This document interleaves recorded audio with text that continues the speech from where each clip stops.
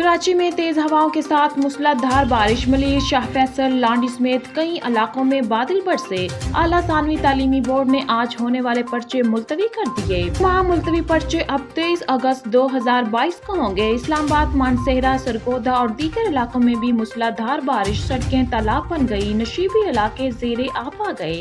شہباز گل کا 2 روزہ جسمانی ریمانڈ مکمل ہونے پر آج عدالت میں پیش کیا جائے گا۔ شہباز گل کے ڈرائیور کی بیوی اڈیالہ جیل منتقل، خاتون کو شیرخوار بچی کے بغیر اڈیالہ جیل میں منتقل کیا گیا۔ شہباز گل کے برادر نسبتی ملزم نعمان کا 2 روزہ جسمانی ریمانڈ منظور۔ پولیس کے مطابق اسسٹنٹ کے گھر چھاپا شہباز گل کا موبائل برآمد کرنے کے لیے مارا گیا۔ اہل خانہ نے کار سرکار میں مزاحمت کی۔ شہباز گل کے ڈرائیور کی اہلیہ کی گرفتاری پر مریم نواز کا ٹویٹ۔ پیغام میں لکھا کہ ان کی اطلاع کے مطابق بچی ماں کے ساتھ نہیں، بچی کی ماں کو بھی رہا کر دینا چاہیے۔ رائٹس، ہیومن رائٹس، جب تک معاشرے میں انصاف کی وجہ سے لوگوں کو رائٹس نہیں ملتے، معاشرے کی پرواز اوپر نہیں جا سکتی۔ جو ہمارے ملک میں جدوجہد ہے وہ ایک چھوٹے سے ٹولے کے خلاف ہے جس کو ہم کہتے ہیں ایلیٹ کیپچر۔ وہ شہباز گل کے ڈرائیور کی بیوی کو اٹھا لیا، اس کی چھوٹی سی بیٹی، کوئی فکر نہیں کی کہ وہ بیچاری اس کے اوپر کیا گزرے گی۔ رانا صاحب سے بات کی ہے، کسی کے ساتھ زیادتی نہیں ہونی چاہیے، ہمارے ساتھ زیادتی کرنے والوں کے ساتھ بھی زیادتی نہیں ہونی چاہیے۔ ہماری جدوجہد چھوٹے سے ٹولے کے خلاف ہے جسے ہیلیٹ کہتے ہیں۔ چھوٹا سا ٹولہ چوری کرتا ہے اور کہتا ہے میں قانون کے نیچے نہیں ہوں۔ Chairman P T I Imran Khan کا اقلیتی کنونشن سے خطاب، کہتے ہیں حقیقی آزادی تب ملتی ہے جب انصاف کا نظام ہو۔ شہباز گل کے ڈرائیور کی بیوی کو اٹھا لیا گیا، چھوٹی سی بیٹی کی بھی فکر نہیں کی۔ 13 اگست کو ہاکی اسٹیڈیم میں جلسہ کریں گے اور جشن۔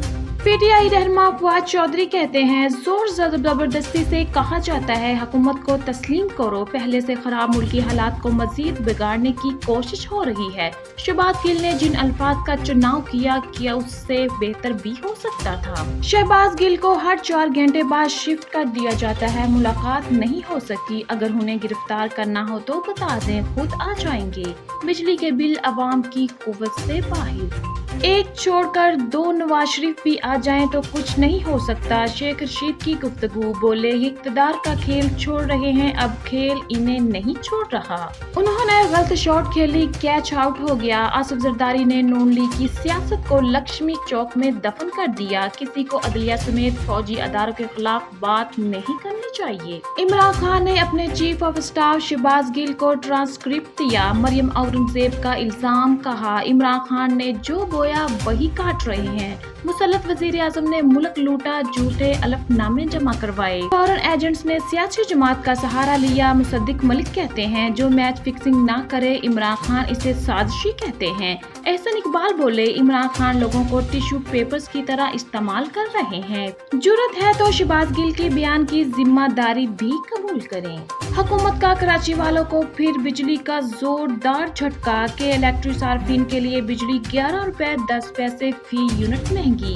نیپرا نے جون کی فیول ایڈجسٹمنٹ کا نوٹیفکیشن جاری کر دیا۔ دوسری جانب حکومت کا عوام پر ٹیکسز کا نیا بوجھ ڈالنے کا فیصلہ، 60 ارب روپے کے محصولات کا فرق پورا کرنے کے لیے منی بل لایا جائے گا۔